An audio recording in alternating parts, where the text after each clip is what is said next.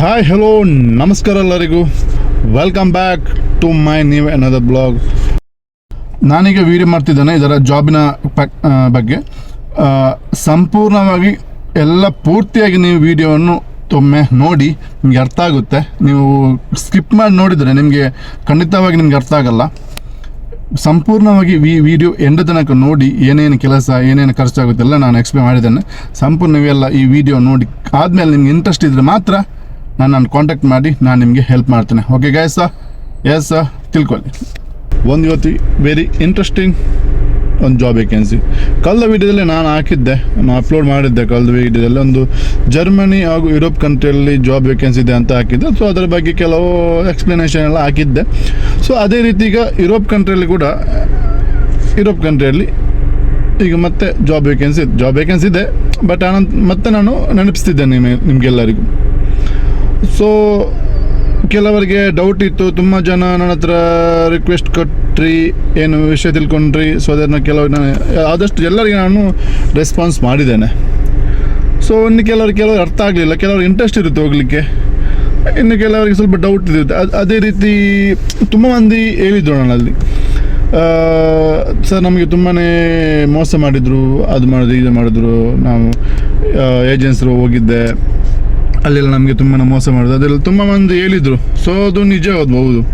ಈಗ ನೀವು ಜರ್ಮನಿ ಹಾಗೂ ಯುರೋಪ್ ಕಂಟ್ರಿದು ಮೊದಲ ಹೇಳ್ಬೇಕಾದ್ರೆ, ಜರ್ಮನಿ ಹಾಗೂ ಯುರೋಪ್ ಕಂಟ್ರಿದು ವೀಸಾ ಅದೇ ವರ್ಕ್ ಪರ್ಮಿಟ್ ಸಿಗಲಿಕ್ಕೆ ಅಷ್ಟು ಈಸಿ ಇಲ್ಲ, ತುಂಬಾ ಕಷ್ಟ ಇದೆ.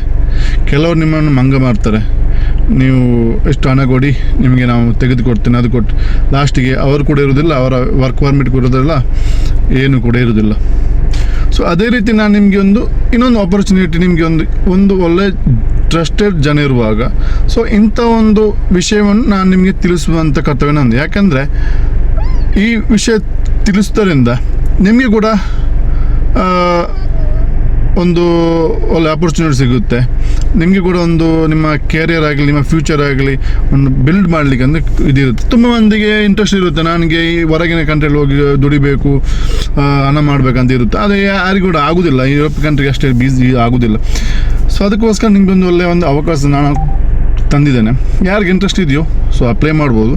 ಸೊ ಅಪ್ಲೈ ಮಾಡೋದಕ್ಕೆ ಮೊದಲು ಕೂಡ ನಿಮಗೆ ವೀಸಾ ಬರುತ್ತೆ, ವರ್ಕ್ ಪರ್ಮಿಟ್ ಇದೆ. ಸೊ ಅದಕ್ಕೆಲ್ಲ ಖರ್ಚಾಗುತ್ತೆ. ಸೊ ಅದಕ್ಕೆಲ್ಲ ನೀವು ತಯಾರಿದ್ರೆ ಮಾತ್ರ ನಿಮಗೆ ಇಂಥ ಕಂಟ್ರಿಗಳಿಗೆ ಹೋಗ್ಲಿಕ್ಕೆ ಆಗೋದು.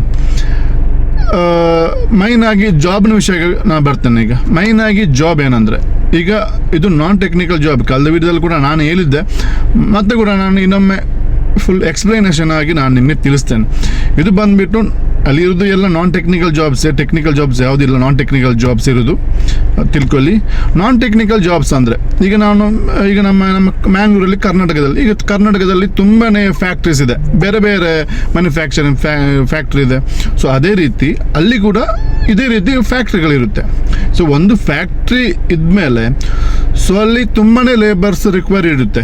ಈಗ ಒಂದು ಮ್ಯಾನುಫ್ಯಾಕ್ಚರಿಂಗ್ ಇದ್ದರೆ ಒಂದು ಪ್ಯಾಕಿಂಗ್ ಇರುತ್ತೆ, ಅದು ಲೋಡಿಂಗ್ ಇರುತ್ತೆ, ಅನ್ಲೋಡಿಂಗ್ ಇರುತ್ತೆ, ಬೇರೆ ಡಿಸ್ಪ್ಯಾಚಿಂಗ್, ಬೇರೆ ಸ್ಕ್ಯಾನಿಂಗ್, ಅದೇ ರೀತಿ.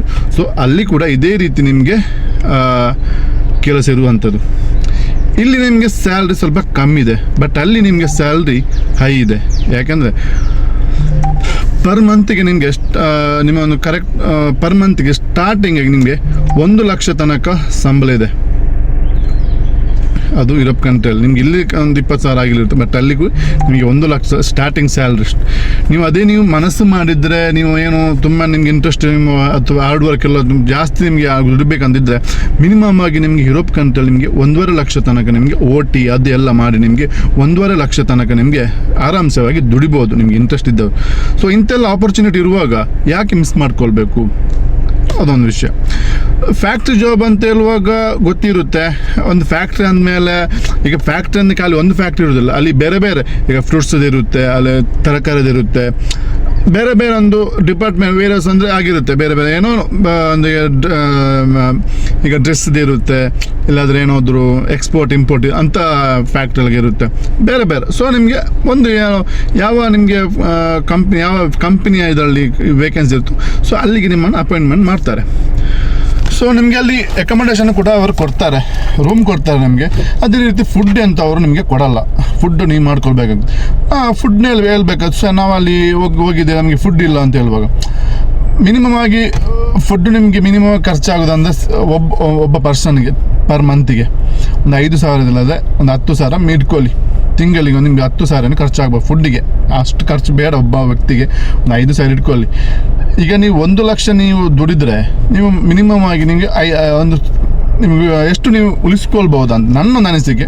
ನೀವು 1,00,000 ನೀವು ದುಡಿದ್ರೆ ನಿಮಗೆ ಮಿನಿಮಮ್ ಆಗಿ ನಿಮಗೆ 80,000 ರಿಂದ 70,000 ತನಕ ನಿಮಗೆ ಹಣವನ್ನು ಉಳಿತಾಯ ಮಾಡ್ಬೋದು. ಬೇರೆ ನಿಮ್ಮ ಪರ್ಸನಲ್ ಖರ್ಚು ಇದ್ದರೆ ಅದು ನಿಮಗೆ ಬಿಟ್ಟು ನಾನು ವೈಯಕ್ತಿಕ ನಾನು ಇಲ್ಲದಂತೆ. ಸೊ ಇಂಥೆಲ್ಲ ಆಪರ್ಚುನಿಟಿ ನಿಮಗೆ ಸಿಗುತ್ತೆ. ಈ ವರ್ಕ್ ಏನು ತುಂಬಾ ಕಷ್ಟ ಏನಿರೋದು, ಈಸಿಯಾಗಿರುತ್ತೆ. ನೀವು ವರ್ಕ್ ಎಲ್ಲಿ ಕೂಡ ಮಾಡಿದರೂ ಕೂಡ ನಿಮಗೆ ಈಸಿಯಾಗಿ ಯಾವ ಸಿಗೋದಿಲ್ಲ. ಹಾರ್ಡ್ ವರ್ಕ್ ಮಾಡಿದ್ರೆ ಯಾರಿಗೆ ಇಂಟ್ರೆಸ್ಟ್ ಇದೆ ಸೊ ಅವರಿಗೆ ನಿಮಗೆ ಮಾಡ್ಬೋದು. ಇದು ಗ್ರ್ಯಾಜುಯೇಷನಿಗೆ ಅವರಿಗೆ ಆಗೋದಿಲ್ಲ ಅಂತಲ್ಲ, ಆಗುತ್ತೆ. ಇಂಟ್ರೆಸ್ಟ್ ಇದ್ದವರಿಗೆ ಗ್ರ್ಯಾಜುಯೇಷನ್ ಕೂಡ ಆಗುತ್ತೆ. ಬಟ್ ಇದು ಜಾಸ್ತಿ ಮಂದಿಗೆ ಜಾಸ್ತಿ ಯಾರು ಗ್ರ್ಯಾಜುಯೇಷನ್ ನಾನ್ ಟೆಕ್ನಿಕಲ್ ಜಾಬ್ಸ್ಗೆ ಯಾರು ಹೋಗಲ್ಲ. ಸೊ ಅಂಥವರಿಗೆಲ್ಲ ಯಾರು ಹೋಗೋದಿರುತ್ತೆ ಸೊ ಅವರಿಗೆಲ್ಲ ಇದು ಜಾಬಿಗೆ ಹೋಗ್ಬೋದು. ಅದೇ ರೀತಿ ಈಗ ನಾವು ಈಗ ವೀಸಾ ಮತ್ತು ವರ್ಕ್ ಪರ್ಮಿಟ್, ವೀಸಾಕ್ಕೆ ಬರೋಣ ಟೋಟಲ್ ಆಗಿ. ವೀಸಾ ಪ್ಲಸ್ ಟಿಕೆಟಿಗೆ ನಿಮಗೆ ಮಿನಿಮಮ್ ಆಗಿ ಖರ್ಚಾಗುತ್ತೆ. ಮಿನಿಮಮ್ ಆಗಿ ನಿಮಗೆ ವೀಸಾ ಪ್ಲಸ್ ಟಿಕೆಟ್ ಸೇರಿ ನಿಮಗೆ ಟೋಟಲ್ ಆಗಿ 6 ಲಕ್ಷ ರೂಪಾಯಿ ಖರ್ಚಾಗುತ್ತೆ. ಯಾಕಂದರೆ ಧರ್ಮಕ್ಕೆ ಯಾರು ಕೂಡ ಕರ್ಕೊಂಡು ಹೋಗೋದಿಲ್ಲ, ಯಾಕಂದರೆ ಅವರು ಕೂಡ ನಿಮಗೆ ಧರ್ಮಕ್ಕೆ ಕೊಡೋದಿಲ್ಲ. ನೀವು 6 ಲಕ್ಷ ರೂಪಾಯಿ ಕಟ್ಟಿದರೆ ನಿಮಗೆ ಆಗುತ್ತೆ. 6 ಲಕ್ಷ ಕಟ್ಟಿ ಆದಮೇಲೆ ನಿಮಗೆ ಏನೋ ಅವ್ರು ಮೋಸ ಮಾಡ್ತಾರೆ ಹಾಗೆ ಏನಿಲ್ಲ. 6 ಲಕ್ಷ ಒಮ್ಮೆಲೆ ಕೊಡಲಿಕ್ಕಿಲ್ಲ. ಅದರಲ್ಲಿ ಅಂತ 3 ಸ್ಟೆಪ್ ಇರುತ್ತೆ ಅವರ ಡಾಕ್ಯುಮೆಂಟ್ ಇದಿರುತ್ತೆ. ಸೊ ಸ್ಟಾರ್ಟಿಂಗೇ ನಿಮಗೆ ಬರೋದು ವೀಸಾ ಬರೋದಿಲ್ಲ.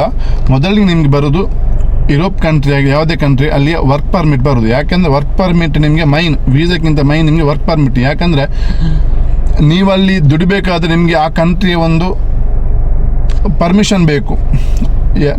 ಇಂಥ ವ್ಯಕ್ತಿ ನನ್ನ ಕಂಟ್ರಿಯಲ್ಲಿ ಕೆಲಸ ಮಾಡಬಹುದು ಅನ್ನುವಂಥ ಒಂದು ಆ ಕಂಟ್ರಿಯವರು ನಿಮಗೆ ಇದು ಕೊಡೋದು. ಯಾಕಂದರೆ ಈಗ ಬೇರೆ ಇಲ್ಲಿ ಇಂಡಿಯಾದಲ್ಲಿ ಬಂದರೆ ಎಂಬಸಿಯವರು ಈಗ ನೀವು ಇಲ್ಲಿ ಕೆಲಸ ಮಾಡ್ಬೋದಂತ ಇಂಡಿಯಾದವರು ಬೇರೆ ಇದವರು ಕೊಡ್ತಾರೆ. ಅದೇ ರೀತಿ ಅಲ್ಲಿ ಎಂಬಸಿಯವರು ಕೂಡ ನೀನು ನನ್ನ ಕಂಟ್ರಿಯಲ್ಲಿ ಕೆಲಸ ಮಾಡಬಹುದು ಅಂತ ವಿಷಯಕ್ಕೆ ಸೊ ಅವರು ನಿಮಗೆ ವರ್ಕ್ ಪರ್ಮಿಟ್ ಕೊಡ್ತಾರೆ. ಆ ವರ್ಕ್ ಪರ್ಮಿಟ್ ಅಂದರೆ ಕಂಪನಿಯವರು ಎಂಬಸಿಯವರಿಗೆ ಅಪ್ಲೈ ಮಾಡಿಕೊಡೋದು. ಇಂಥ ವ್ಯಕ್ತಿಯನ್ನು ನಾನು ಕರೆಸ್ಕೊಳ್ತೇನೆ, ಸೊ ಇವನು ನನ್ನ ಕಂಪನಿಗೆ ನನಗೆ ಜನ ಬೇಕು. ಸೊ ಹಾಗೆ ಅವನು ಎಂಬಸಿ ಅವರಿಗೆ ಇದು ಕೊಡ್ತಾನೆ. ಸೊ ಅವರು ಓಕೆ ಎಲ್ಲ ಎಂಕ್ವೈರಿ ಮಾಡಿ ನಂತರ ಅವರು ಓಕೆ ಇಂಥ ವ್ಯಕ್ತಿ ನಮ್ಮ ಕಂಟ್ರಿಯಲ್ಲಿ ಕೆಲಸ ಮಾಡ್ಬೋದು ಅಂತ ಒಪ್ಪಿಗೆ ಕೊಟ್ಟು ನಂತರ ಅವರು ವರ್ಕ್ ಪರ್ಮಿಟ್ ಕೊಡ್ತಾರೆ. ವರ್ಕ್ ಪರ್ಮಿಟ್ ಬರಲಿಕ್ಕೆ ಮಿನಿಮಮ್ ನಿಮಗೆ 3 ಮಂತ್ ಮಿನಿಮಮ್ ಬೇಕಾಗುತ್ತೆ. ಮಿನಿಮಮ್ 1-2 ತಿಂಗಳಲ್ಲಿ ಬರಲ್ಲ. ಒಂದು 3 to 4 ಮಂತ್ ಇಟ್ಕೊಳ್ಳಿ, ಜಾಸ್ತಿ ಇಟ್ಕೊಳ್ಳಿ. 4 ಮಂತ್ ಮಿನಿಮಮ್ ಇಟ್ಕೊಳ್ಳಿ, 4 ಮಂತ್ ಬೇಕಾಗುತ್ತೆ. ನಂತರ ನಿಮಗೆ ಪ್ರೊಸೆಸಿಂಗ್ ಇರೋದು ವೀಸಾಕ್ಕೆ ಅಪ್ಲೈ ಮಾಡಲಿಕ್ಕೆ. ವೀಸಾ ಕೂಡ ನಿಮಗೆ ಬೇಗ ಬರೋದಿಲ್ಲ. ತುಂಬ ಕೆಲವರು ಹೇಳ್ತಾರೆ ನಿಮಗೆ 5 ತಿಂಗಳು ಬೇಗ ಬರುತ್ತೆ ಅಂತ. ಮಿನಿಮಮ್ ಆಗಿ ನೀವೊಂದು 6-7 ತಿಂಗಳು 8 ತಿಂಗಳು ಮಿನಿಮಮ್ ಆಗಿ 1 ವರ್ಷ ಇಟ್ಕೊಳ್ಳಿ. 1 ವರ್ಷದ 9 ತಿಂಗಳು 8 ಇಷ್ಟರೊಳಗೆ ನಿಮಗೆ ವೀಸಾ ಬರುತ್ತೆ ಖಂಡಿತವಾಗಿ. ಯಾವುದು ಇದು ನಾನು ಹೇಳ್ತೇನೆ ಟ್ರಸ್ಟೆಡ್. ಇಷ್ಟು ನಿಮಗೆ ಎಕ್ಸ್ಪ್ಲೇನ್ ಆಗಿ ಯಾರು ಕೂಡ ನಿಮಗೆ ಹೇಳಲ್ಲ. ಈಗ ತುಂಬ ಆಲ್ರೆಡಿ ಕೆಲವರು ಕೊಟ್ಟಿದ್ದಾರೆ, ಅಪ್ಲೈ ಮಾಡಿದ್ದಾರೆ. ಅವರಿಗೆ ಕೆಲವು ತಿಂಗಳು ನಿಮಗೆ ಅವರಿಗೆ ಇದು ಬರುತ್ತೆ. ಸೊ ಅಂಥವರಿಗೆಲ್ಲ ಒಳ್ಳೆ ಅವಕಾಶ. ಯಾರಿಗೆ ಅದು ಇಂಟ್ರೆಸ್ಟ್ ಇದೆಯೋ ಸೊ ಅವರು ಅಪ್ಲೈ ಮಾಡ್ಬೋದು. ಈ ವಿಡಿಯೋನ ಕರೆಕ್ಟಾಗಿ ಪೂರ್ತಿಯಾಗಿ ಸಂಪೂರ್ಣವಾಗಿ ನೋಡಿ, ಸೊ ನಿಮಗೆ ಅರ್ಥ ಆಗುತ್ತೆ ನಾನು ಯಾವ ಥರ ಹೇಳಿದ್ದೆ. ನಾನ್ ಟೆಕ್ನಿಕಲ್ ಜಾಬ್ಸ್ ನಾನು ಇನ್ನು ಜಾಸ್ತಿ ಎಕ್ಸ್ಪ್ಲೇನ್ ಮಾಡಬೇಕಂದ್ರೆ ಈಗ ಎಲ್ಲ ಗೊತ್ತಿ ನಾನ್ ಟೆಕ್ನಿಕಲ್ ಜಾಬ್ ಯಾವ ರೀತಿ ಇರುತ್ತೆ ಅಂತ. ತುಂಬ ಈಸಿ ಇರುತ್ತೆ, ಏನು ಕಷ್ಟ ಏನಿದ್ರು. ಅದೇ ರೀತಿ ಮೈನಾಗಿ ವೀಸಾಕ್ಕೆ ಇಷ್ಟು ಖರ್ಚಾಗುತ್ತೆ. ಇದಕ್ಕೆಲ್ಲ ನೀವು ರೆಡಿ ಇದ್ದರೆ ನೀವು ಆರಾಮ್ಸೆ ಅಪ್ಲೈ ಮಾಡ್ಬೋದು. ಯಾವುದೇ ನಿಮಗೆ ಗೊಂದಲ, ಯಾವುದೇ ನಿಮಗೆ ಡೌಟ್ ಪಡಬೇಡಿ. ನಂಬಿಕೆಯಿಂದ ಬನ್ನಿ, ನಿಮಗೆ ಯಾವತ್ತೂ ಮೋಸ ಆಗಲ್ಲ. ಯಾಕಂದರೆ ನಾನೊಂದು ವೀಡಿಯೋ ಮಾಡಿದ್ಮೇಲೆ ನಾನು ಕರೆಕ್ಟಾಗಿ ತಿಳ್ಕೊಂಡ ಮೇಲೆ ನಾನು ವೀಡಿಯೋ ಮಾಡೋದು. ಅದು ಕಳೆದ ವೀಡಿಯೋದಲ್ಲಿ ಕೂಡ ನಾನು ಹಾಕಿದ್ದೆ, ಇದು ಒಂದು ವೀಡಿಯೋದಲ್ಲ, ಇದೇ ಜಾಬಿನ ಪ್ರಕಾರ ಬೇರೆ ವೀಡಿಯೋ ಕೂಡ ಹಾಕಿದ್ದೆ. ಸೊ ಈಗ ಮತ್ತೊಮ್ಮೆ ಹೇಳ್ತೇನೆ, ಯಾರು ಕೂಡ ಭಯಪಡಬೇಕಂತಿಲ್ಲ. ನೀವು ಅಪ್ಲೈ ಮಾಡ್ಬೋದು ಆರಾಮ್ಸೆ, ಧೈರ್ಯವಾಗಿ ನೀವು ಅಪ್ಲೈ ಮಾಡಿ ಈ ವಿಡಿಯೋನ ಪೂರ್ತಿಯಾಗಿ ನೋಡ್ಕೊಳ್ಳಿ. Okay guys, thank you, bye.